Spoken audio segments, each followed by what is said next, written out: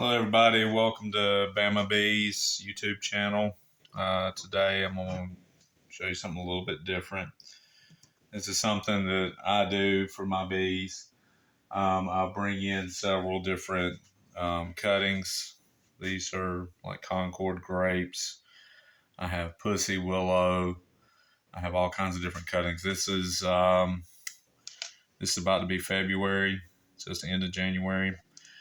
When you do these cuttings, you cut them off and then mark which way they go and label them, bundle them up. So I've soaked these in the bottom. And what this is, just a mixture of washed sand. So you can buy it that way at the big box stores. And a mixture of that. Well, first I put down like gravel, small gravel down in the bottom. This has holes drilled into the bottom. It's 1/16 size holes throughout the bottom. This is a tray tub from the Dollar General, I believe it is. I mix sand and perlite together. I put it in there and I've already wet it. Then I just take a hive tool. In this case, this came from Lowe's or whatever. I packed it down, tamped it down, and then I went through there and split it open.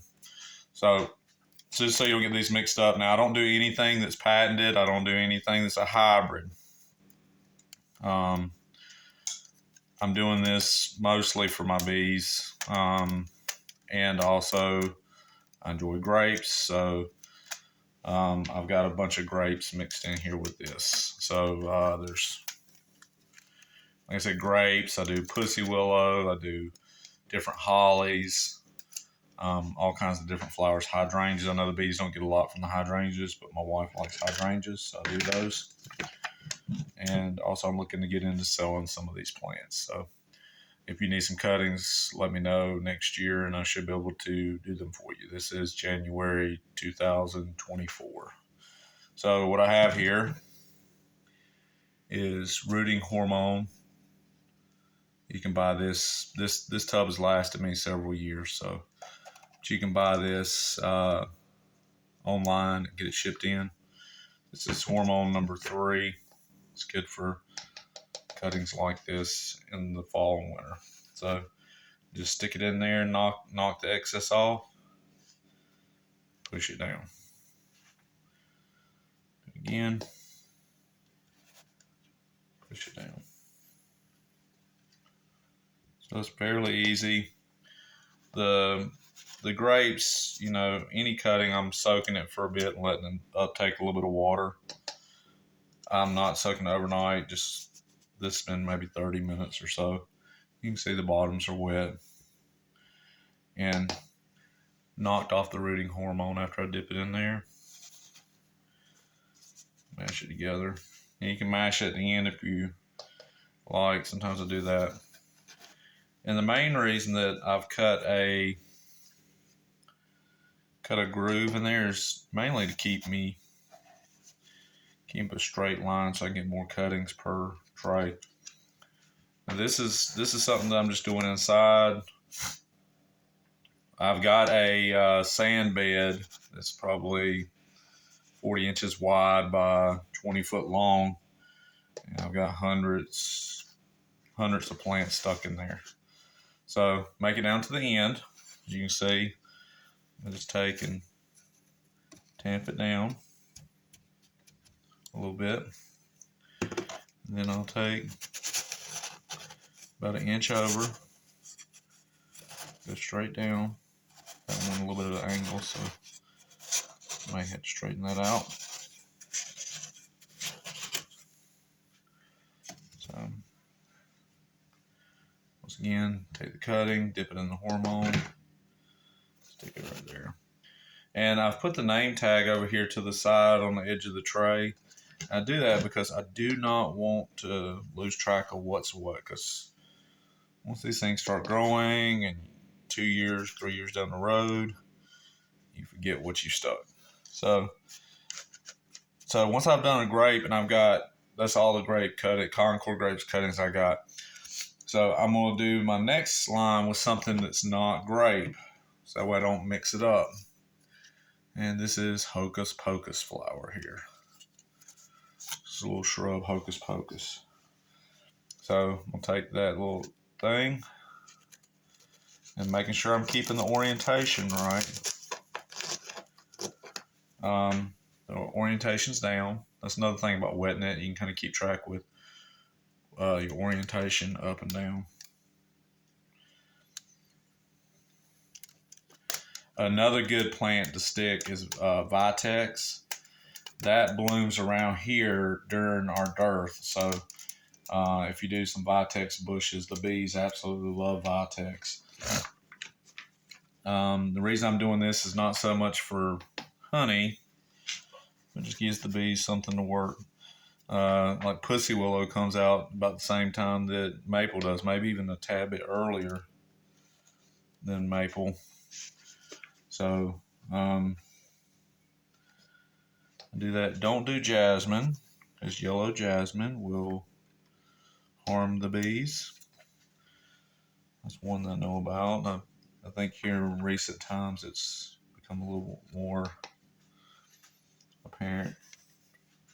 I'm from South Carolina, and that's the state flower in South Carolina, the yellow bell. So, but we don't plant those around here because of the bees.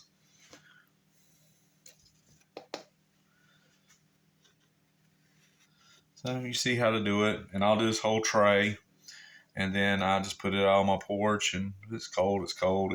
They're already dormant. You can see there's no leaves on it. But let me show you real quick to show you that it's still alive. So if I take this and take my knife and just scrape it,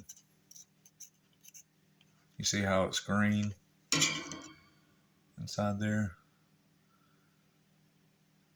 That's how you know it's still alive. Sometimes I scrape my cuttings too, so I'll do that right there before I dip it in the hormone. And that'll just help it. That'll just help it root. But so I can do like this too, to where I'm not even doing a line. I can just. It's a little harder to push it down in there. So with a hydrangea, it's a little more delicate, so I wouldn't dare push that hydrangea in like that. So another thing, if you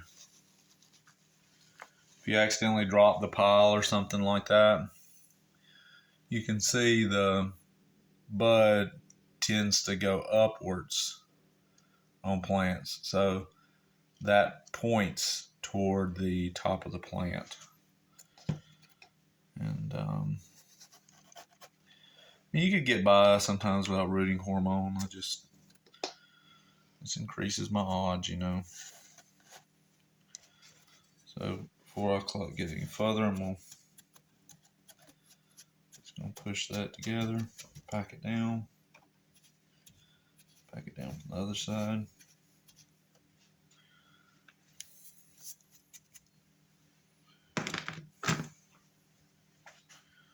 Very careful not to knock over my rooting hormone. That would be bad.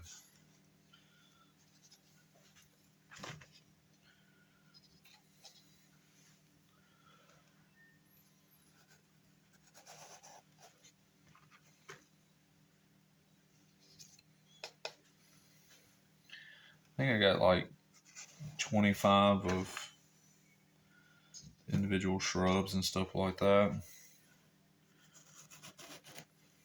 And then I think 10 of each variety of grape. I also have some pretty successful muscadines that I got from where I bought a house. But I don't know the name of those, so I can't really propagate them for sale because they may be patented. I don't know the history of them, so I can't really sell that to somebody and then say, oh yeah, that's a big black muscadine, you know, or something like that. I guess I could, but you can get in trouble selling patented plants. So yeah, every single plant that I'm doing here is not patented.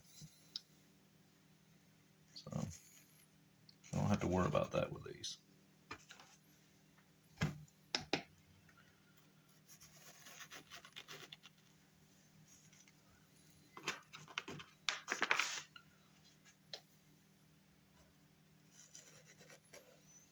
So if you like this kind of video, please let me know in the comments. I know this isn't beekeeping, but it's kind of beekeeping related. You know, like if you see bees really working a tree or a flower, mark it, and then if you want to propagate it, you can just go over there and cut it. Make sure that it has a node. Let me show you what I'm talking about. So when you cut it, you want to cut it at the node. See right there, there's the node and it's below the node. And so that way when you stick that in the ground, that'll produce roots. So willow, pussy willow, those are easy to root. So please like and subscribe, and like I said, leave me a comment. If you got any questions, I'll be glad to answer them. Thank you.